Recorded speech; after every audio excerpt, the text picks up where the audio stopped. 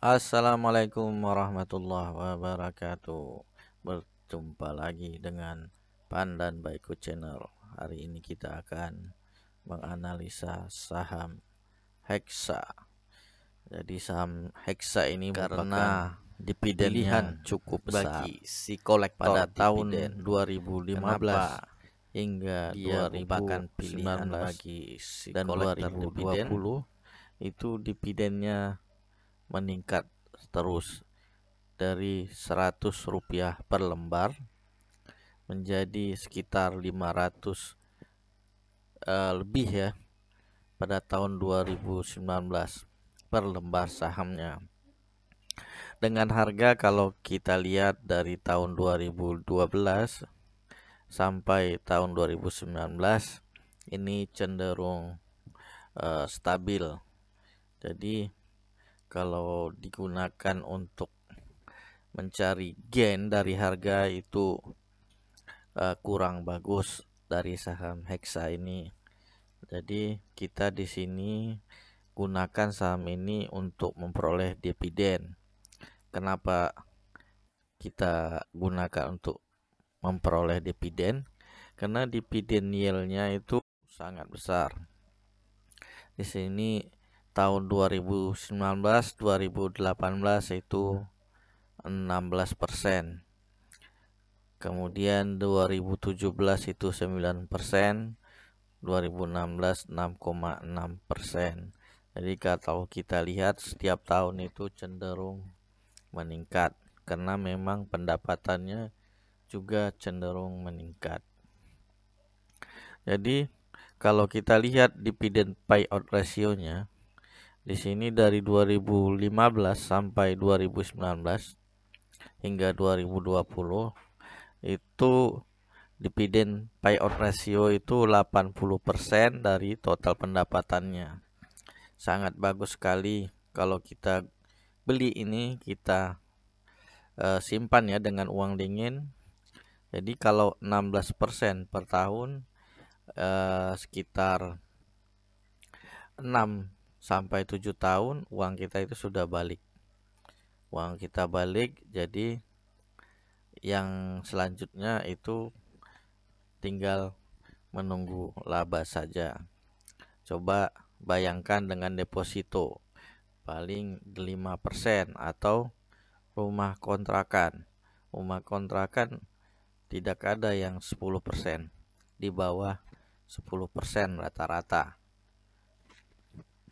Jadi saham ini bagus sekali untuk ya kita alihkan dari kontrakan ke saham. Jadi pendapatannya konstan ya, minimal 6% lah ya. Bagus sekali ini. Kemudian kita lihat lagi ini sebenarnya perusahaan apa si Hexa ini? Kalau kita lihat ini perusahaan berasal dari Jepang ya, Hitachi Construction. Jadi perlengkapan mesin konstruksi itu dijual oleh PT Hexindo Adi Perkasa ini. Jadi kalau kita lihat ini pengendali utama itu Jepang. Biasanya perusahaan Jepang dividennya besar-besar. Sedangkan publik itu 21,2%. Jadi pengendali utamanya ada 3, publiknya 21. Sedangkan publik di Indonesia sendiri itu sangat kecil. Hanya 6,6% atau kalau dijumlahkan 7%.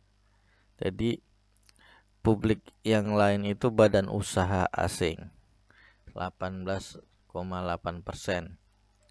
Maka pergerakan sahamnya juga mungkin tidak terlalu signifikan, tidak liquid. Karena jumlah sahamnya sendiri 80 juta lembar saham, 840 juta lembar saham, itu yang diperdagangkan mungkin sekitar 7% saja ya. Badan usaha ini cenderung dia untuk investasi jangka panjang. Kemudian kalau kita lihat grafiknya, status kepemilikan dari tahun 2019 September itu kepemilikan perorangan Indonesia meningkat di waktu Covid ini ya. Sedangkan yang banyak melepas itu badan usaha asing, walaupun jumlah yang dilepas tidak terlalu signifikan. Segmen pendapatannya apa? Nah, tadi kan Hitachi ya. Hitachi menjual alat berat. Jadi paling besar itu pendapatannya di penjualan alat berat Hitachi. Kemudian penjualan suku cadang. Sama ya. Jadi kalau dia sudah banyak jual alat, pemeliharaannya ini after sales service-nya juga menjadi semakin besar setiap tahunnya. Karena butuh perawatan. Kemudian histori pendapatannya. Kalau kita lihat, ini penjualan alat berat itu setiap tahun semakin meningkat. Dari 2017 ke 2018 ke 2019. Sedangkan 2020 data pada sampai terakhir itu September. Jadi kalau Hexa itu terlambat 1 TW, nanti Q4-nya atau lengkapnya itu di Q1 2021, itu kuartal 4-nya untuk 2020. Kemudian kita lihat lagi segmen penjualannya, yang paling banyak itu di sektor kehutanan. Kemudian sektor konstruksi, agrobisnis, dan pertambangan. Jadi kalau kita lihat sektor-sektor ini hampir sebanding ya, sekitar 20 sampai 30%. Jadi resiko untuk satu bidang usaha, segmen usaha itu cenderung relatif kecil. Jadi resiko untuk penurunan pendapatan apabila ada penurunan sektor pertambangan masih bisa diambil alih oleh segmen penjualan yang lain. Kemudian ini kita lihat penjualan unitnya tahun 2019, tahun 2020 belum ada rilis penjualan unitnya. Kita lihat di kehutanan itu 518 unit yang paling besar ya. Kemudian di konstruksi 398 unit dan seterusnya. Nah, ini dia adalah pendapatan alat berat yang terbesar. Jadi dari alat berat tadi ya, pendapatan utamanya, ternyata pendapatan yang paling besar itu penjualan ekskavator di atas 6 ton. Kalau kita lihat nilainya dari tahun ke tahun semakin meningkat. Oke, jadi kalau kita lihat ekskavatornya seperti gambar di samping ini gambar ekskavatornya. Kemudian ini kalau kita lihat perbandingan dengan kompetitor dari Hitachi, ada John Deere, ada Caterpillar yang cukup populer, ada Komatsu, ada JCB. Kalau kita lihat dari harganya, Hitachi ini di rentang menengah, lebih besar dari John Deere ya. Dia hampir sebanding dengan JCB. Kemudian di bawah harga Komatsu sama Caterpillar.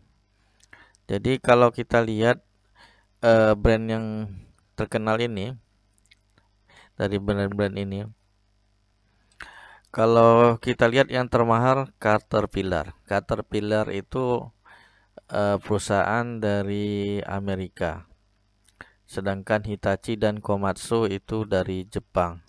Jadi kalau kita lihat perusahaan-perusahaan Jepang ini, dia selalu atau lebih diutamakan ya menggunakan produk dari Jepang. Jadi dia membantu perusahaan Jepang lainnya. Jadi kalau dia jual Hitachi eskavator itu kemungkinan besar itu terbesarnya dari perusahaan Jepang juga yang membidangi di bidang kehutanan, pertambangan, dan lain-lain. Karena saya tidak ada datanya, jadi saya perkirakan seperti itu karena sering saya amati ya, perusahaan-perusahaan Jepang itu dia cukup saling membantu antara perusahaan Jepang lainnya. Kemudian perbandingan harga alat ini kalau kita lihat ini cukup bersaing, si Hitachi cukup bersaing, jadi pendapatan dan penjualannya itu juga cukup bersaing. Ini sumbernya purchasing.com.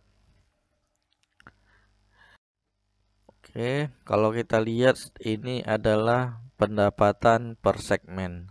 Penjualan alat berat ya, kemudian penjualan suku cadang, jasa pemeliharaan. Yang ingin saya sampaikan di sini ini berdasarkan berapa sih persentase bebannya. Beban dari penjualan alat berat itu keuntungannya ya, marginnya. Kalau kita lihat bebannya itu dari 2017 itu cenderung menurun. Demikian juga penjualan suku cadang itu bebannya cenderung menurun. Jadi margin keuntungannya semakin meningkat. Kalau kita lihat dari sini secara fundamental si Hexa ini sudah baik, dari pendapatan dan penjualan juga semakin meningkat, juga sudah baik, dari dividen juga sudah baik, tapi dari penjualan nilai harga ya, nilai harga saham itu tidak liquid dan cenderung tidak naik tidak turun ya, stabil. Oke, sekian dan terima kasih. Bila ada pertanyaan silakan disampaikan di kolom komentar. Jika ada masukan juga silakan. Mohon maaf apabila ada data yang kurang lengkap. Ya, mohon bisa di subscribe dan di like.